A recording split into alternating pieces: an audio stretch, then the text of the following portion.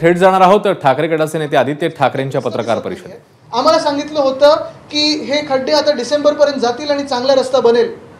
पुन्हा एकदा 8 महिने होऊन गेलेले आहेत, जुलै आलेला, पुढचे गणपती आलेले आहेत, पण खड्डे भरले गेलेले नाहीत. आणि तिसरीकडे जसं NHAIचा हा गोंधळ सुरू आहे, मी गडकरी साहेबांना तो विनंतीच करीन की तुम्ही येऊन खास करून हेलिकॉप्टर असेल किंवा रस्ता असेल, तुम्ही गाडीने तरी जाऊन पहा की किती खड्डे ह्या 3 महामार्गांवर पडलेले आहेत.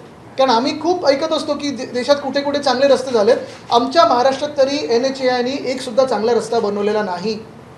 आणि तिसरी गोष्ट म्हणजे जे एक खातं घटनाबाह्य मुख्यमंत्र्यांकडे गेले 10 वर्ष आहे, MSRDCचं, हिंदुत्व सम्राट बाळासाहेब ठाकरे समृद्धी महामार्ग, खड्डे जे आहेत दिसत आहेत आपल्याला, आपल्याच माध्यमातून आपण पाहतो ॲक्सिडेंट वाढत चाललेले आहेत.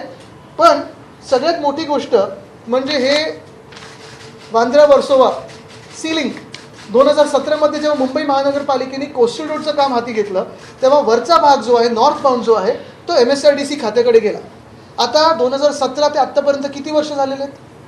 कोस्टल रोड ठीक आहे, यांनी अर्धवट उद्घाटन केलं, जे आम्ही पूर्ण केलं असतं 2023च्या डिसेंबरपर्यंत. पण आत्ता आपण पाहतोय, आजची बातमी आहे, 5,700 कोटीची एस्केलेशन त्या मुंबई वर्सोवा बँड्रा वर्सोवा सीलिंगमध्ये झाले, नॉर्थ बाउंड कोस्टल रोडमध्ये झाले. एक सुद्धा गर्डर लागल्याचं काम झालेलं नाही आहे. 2दा मला वाटतं कॉन्ट्रॅक्टर बदलले आहेत, सरकारं 3 बदललेली आहेत, खातं मिंदे सरकारकडेच राहिलेलं आहे, घटनाबाह्य मुख्यमंत्र्यांकडेच राहिलेलं आहे. आणि एक वैशिष्ट्य असं आहे घटनाबाह्य मुख्यमंत्र्यांचं की त्यांच्या खात्यात जिथे जिथे मग रस्त्याची कामं असतील, महानगरपालिकेची कामं असतील, कुठचंही काम असेल, काम हो किंवा नको होते, एस्केलेशन 100% होतं आणि त्यांच्याच आवडत्या मित्रांना हो मिळतं. जसं नावडता महाराष्ट्र हे केंद्र सरकारच्या बजेटमध्ये होतं, तसं एक लाडका कॉन्ट्रॅक्टर हे स्कीम आता आपण पाहतोय गेले 2 वर्ष सुरू आहे. ही महाराष्ट्राची लूट चाललेली आहे. आणि मी तुम्हाला शब्द देतोय की येणारं सरकार आमचं आहे, महाविकास आघाडीचं आहे, आणि आमचं सरकार आल्यानंतर हे सगळे भ्रष्ट कॉन्ट्रॅक्टर असतील, सगळे अधिकारी असतील, कोणी मंत्री असेल, त्यांना आम्ही जेलमध्ये टाकल्याशिवाय राहणार नाही.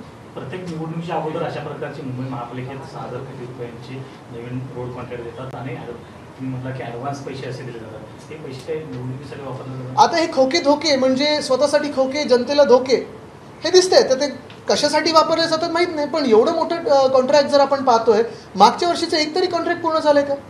मग कोणतरी भाजपचं बोलतं की नाही नाही हे कॉन्ट्रॅक्ट रद्द झालं पाहिजे, आम्ही कोर्टात जाऊ, तेवढं जाऊ. एवढं नाटक करण्यापेक्षा पक्षाचा पाठिंबा काढून घ्या मिंदे सरकारमधून.